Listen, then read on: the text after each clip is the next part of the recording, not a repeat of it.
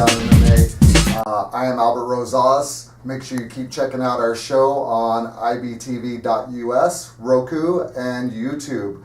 I have a couple of special guests with me today. I've got Mike Gonzales, head coach over at 303 Training Center, and I've got UFC fighter JJ Aldrich. So now this segment, here's what we want to talk about. JJ's got a big fight coming up. She is fighting Polyana Viana. Polyana is 10-1. She's kind of got a little bit of a name for herself. I'm really excited about this fight. JJ's been on a roll, so I want to get your thoughts on this fight and your future in the UFC, where you see yourself going. Mike, let's go ahead and start with you. What do you think about JJ's opponent, first of all? I think stylistically it's a good matchup for us. She's tough. She's real tough. If you watch some of her last fights, she knocked out, I think her name was Amanda Ribas, who's in the UFC, but she's suspended on the USADA deal. She knocked her out, I believe, and then she had a good showing against Maia Stevenson. But she's tough, and I think stylistically it's a good matchup for us. I think that her coming forward, the Brazilian way of just coming forward and fighting is going to make for an interesting matchup. Right. A good fight for the crowd. JJ, any thoughts on Polyana? Yeah, she's super tough. I'm excited to be able to share the cage with her. Like you said, she's 10-1, so she's proven herself as a tough opponent. But I think it's a good fight for us, and I'm excited about it. Well, to me, the 115 division, we were talking about it earlier. The 115 women's division is, I think it's a lot better than people even think it is. You hear a lot of talk about the 125 division being deep. 145 there's nobody there. The 115 hasn't really been getting the attention like I think it deserves. There are a lot of females, yourself included, that have a lot of talent and just haven't really had the opportunity to show everybody what they're made of. This fight to me is going to be your breakout fight right here. This is a good fight. I think this is, like Mike said, I think it's a good fight for you to showcase what you're good at. It's a good stylistic matchup. Yeah. Looking at this fight how have you adjusted your training? Have you done anything different for your training? Is it just the same old stuff, or are you really game planning for what she brings to the table? Right now we're just focused on just a lot of cardio and just about me right now. It was a long notice. We had 14 weeks, so we don't want to just concentrate on her for 14 weeks because it'll make you go crazy. It's a lot of pressure. UFC is a big stage, so just right now, just focusing on me. We're gonna start hitting more fight specific stuff in a little bit. But as long as I think I go out there and do what I do and fight my fight and not only purposely worry about what she's good at, then I think it'll be a good fight for me. Right. So we're about 8 weeks out now from the fight. So you're just really just starting your training camp right now, really. I mean, in terms of your training, we know you train with a lot of people. We know that you have great training partners.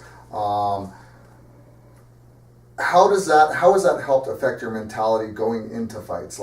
Obviously you're fighting on the big stage now, so to have other high-level females to train with, how does that affect your mentality going into the fight? Does that give you more confidence? Yeah, I think it's important, being around people that are also going through what I've gone through or already had those kind of fights in the past. Let's say Rose, she's a champ, so she's been around for a while.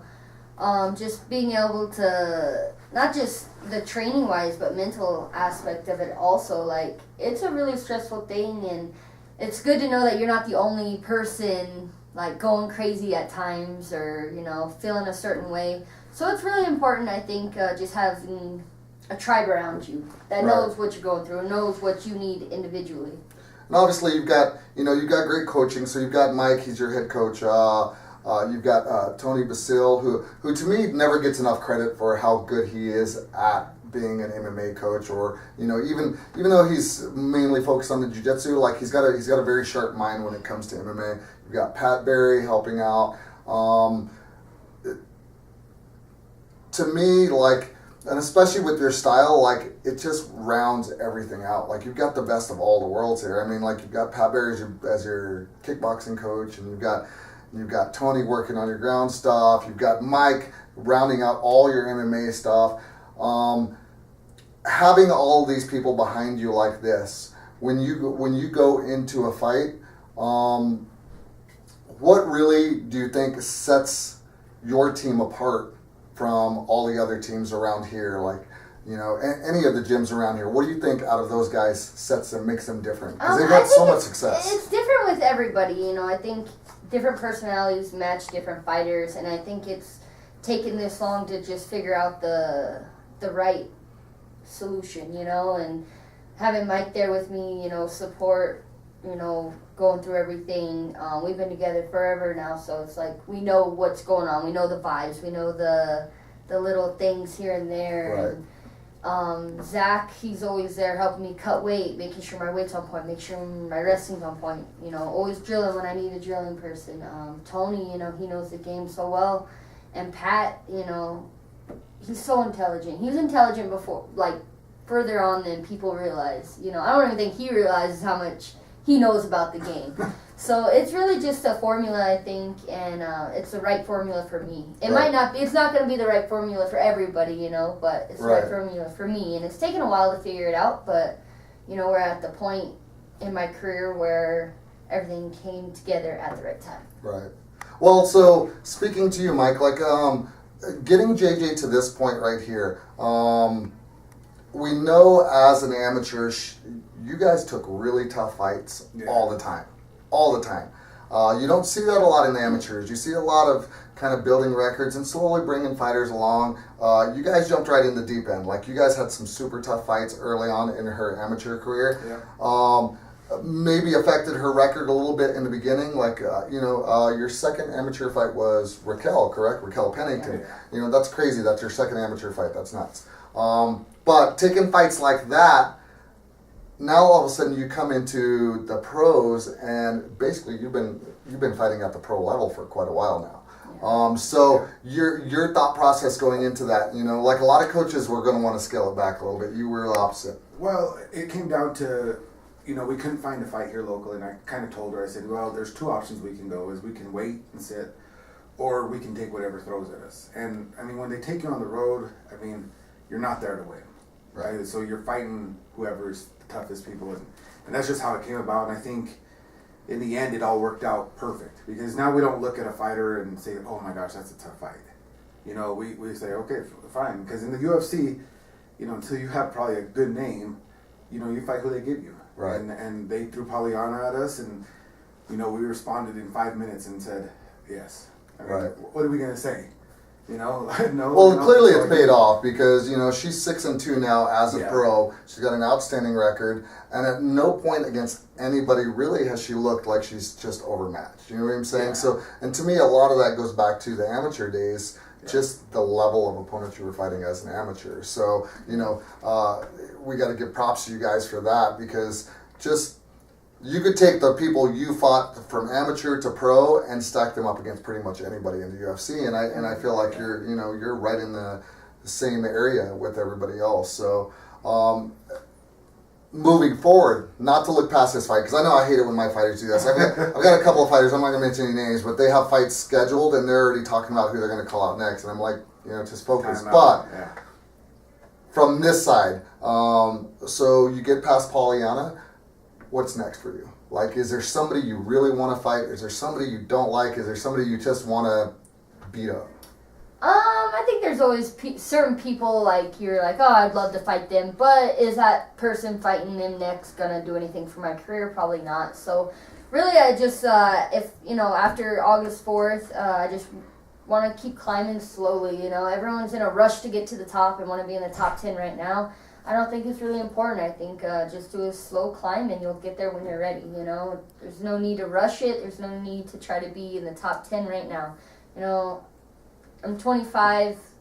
You know, look at Yoel Romero fighting at 40 years old. Yeah, I'm not comparing myself to Yoel, but, you know, like, there's still a lot of time. So I don't think it's a rush. I think I just want to do a slow climb to the top. And when I'm there, I'll be ready. Well, you're one of the most low-key fighters I've ever met. Like, You know, you're not a trash talker. You're not cocky. You're not arrogant. So I kind of expected that answer from you. So I'm going to go to Mike with the same question here and see what he thinks. Is there anybody in the 115 division that you're just like, I know we can beat this girl. She's got a name. Let's go get her. You know, in the top 15 or anywhere. Anybody. It doesn't matter. You know, it's hard to say. I really would like to see somebody that's gonna, and really the only one that sticks out would probably be Angela Hill, because I know she'll stand there and I know she'll fight. Right. She's not gonna shoot for a takedown, and I think that'd be a fun fight for JJ, because you know she can focus on what she loves and what she's good at. I mean, you do gotta focus on. I mean, you seen me last night. Holly Holm went for a takedown. Right. But I mean, I don't. If we fought that, I think it'd be a good fight for us, because it would be able to showcase JJ's all-around striking, not just you could throw just a couple shots, move because they're gonna try to shoot for a takedown, then react or something. Right. You know, so I think that would be a good fight for us to catapult us to another level. But like she said, take it slow. I mean, it's like they always say, it's easy to get there, it's hard to stay there. You know, and that's the key, is staying there. We don't want to just like be a couple and then done. And, Right. You don't want to be happy you're there. Yeah, we want to stay there and build a name, and you know, because she's not going to build a name by talking, she's got to build a name by fighting. Right.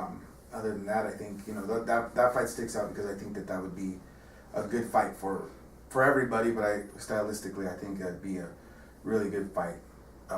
You know, to have a good war. Well, that's going to do it for our show today. These two did a great job today. We got one more segment coming up. We're going to go roundtable discussion. We'll just talk about a little bit of everything. Thank you for joining us for this segment. I am Albert Rosales, Mike Gonzales, JJ Aldrich. Make sure you catch us on ibtv.us, Roku, and YouTube. Thanks for joining us.